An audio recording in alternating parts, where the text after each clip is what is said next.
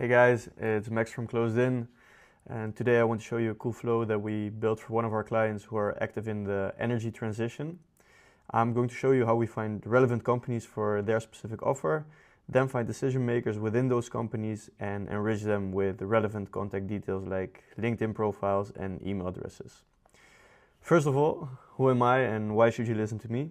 I am Max Munsman, the founder of Closed In, where we run highly targeted outbound campaigns for B2B companies, and we've done this for dozens of campaigns and have proven results in a broad range of niches like SaaS, logistics, accounting, and retail. And we are certified experts with software like Clay and Instantly. Okay, let's get into this specific client and what they offer. In this specific case, the client is in the energy transition space, as I said, and they sell battery solutions to businesses so they can store energy and reduce energy costs. And our targeting question was rather simple. It was, how do we find companies that are good candidates for batteries at scale? So we built a flow that finds businesses with large rooftops and strong rooftop solar potential. These are often the companies where solar is common, and even when they do not have it yet, they are often prime candidates. Okay, so let's get into the flow.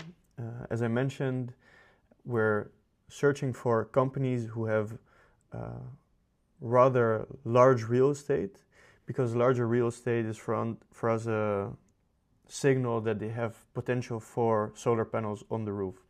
So companies that we are going after in this instance are farms, agricultural businesses, farming businesses. You can see the list. What we do from here is use the Serper API. It's a scraping tool that allows us to scrape places from, in this case, Google Maps. So right here, we're looking for a farm, and Serper API will check the web for farms. And I'll show you how we prompted it. So here we have the setup, we make a post request, we have the endpoint, the Google Dev, places, and then we have the search query, which is what we're looking for, which is farm, then the geolocation in the United States in this instance, and then the language English. Well, then we find 10 places that fit those criteria and we write them to another table. And that's what happens here in results. So here we have a list with a bunch of places from the search query from the table before. And here we need to get some extra information. So in some instances we get the website, the domain, and in some we don't.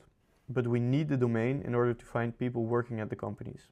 So in the instances where we cannot find the website, we're using Clayagent to find the domain still that belongs to the company.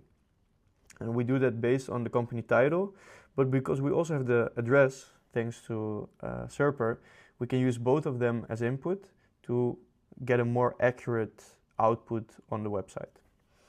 Well, then we combine the two, so the website and the domain. We normalize it so that they all have the same structure. And from there, we start checking the potential for rooftops. So as you can see here, we get a latitude and longitude from the Serper API. That's what we need, because now we're going to use the Google Solar API, which is going to check based on satellite images how many arrays of solar panels could be placed on a certain roof. And that's of course exactly the data that we're after here. So that's what we're getting back. We can see the array panels count. For this specific client, they didn't want to go after companies that were too small, so they had a qualification criteria of a minimum of 50 array panels being able to put on the roof. So we create a formula that basically says if max array panels count is larger than 50, put qualified, otherwise they're unqualified.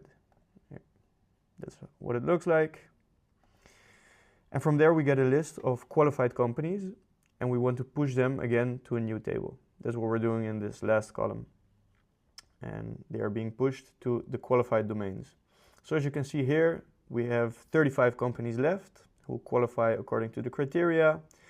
And then we're gonna find people working at these companies. In this instance, we're doing with the Clay database. and we have those people in this table. So here you can see we find 859 people, and we decided to go just after the decision makers, because there's of course a lot of people working at the companies, but it's only interesting to reach out to the relevant decision makers. So I can show you the people that we're looking for, or the job titles, I should say. Owner, partner, C-suite, VP, director, and head. Okay, now we need contact details. So Clay already gives us LinkedIn profiles, which is of course great for Hey-Reach, Outreach, or LinkedIn automation. And then we're also looking for email addresses, for example, to push to instantly, where we can do email outbound. Here we use the email waterfall by Clay. Basically what it does, it checks different providers, different lead databases.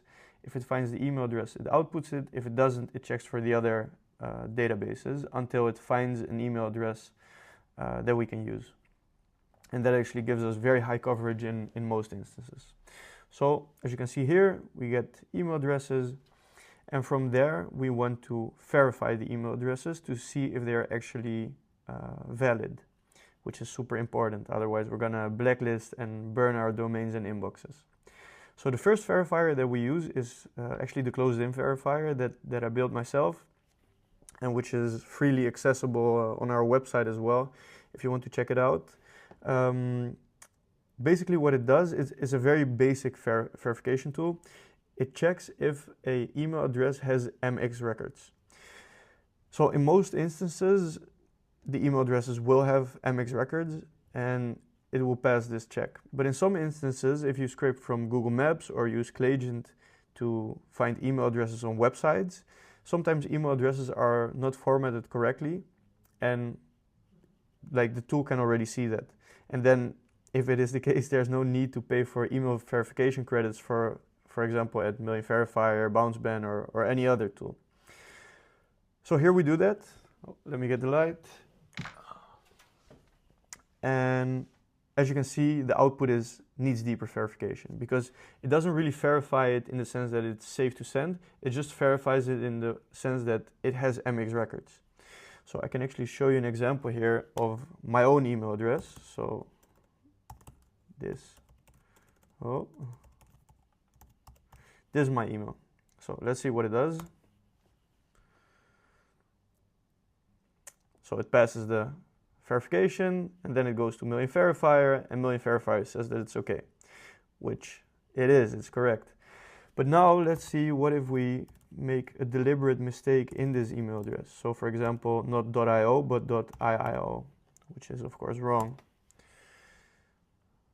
The closed-in verifier will check, and it will tell us no domain MX. So in that instance, we actually don't need to use verification credits at paid tools. I'm also working on an API. If that is something you would be interested in, I'm checking if I can launch it for free. I just have to see that my Cloudflare and Supabase backend are going to manage. But if that is something you'd be interested in, feel free to let me know, and I see if I can pass it along to you. So okay, if it passes the closed-in verifier, it goes to the Million Verifier, because we want to double verify, and it will tell us okay, false, or catch-all. And the catch-alls need deeper verification, and that's what we do with Bounceban, and then we get deliverable or undeliverable, and that basically shows us eventually a list of safe-to-send contacts. And that's the workflow that we used here. I hope it was you guys could follow. If you have any questions on the flow, or you would like us to implement a similar flow, or see, let us create a completely new flow for you inside of Clay, reach out to me or anyone at the team. And that's it for this one. Bye bye, guys.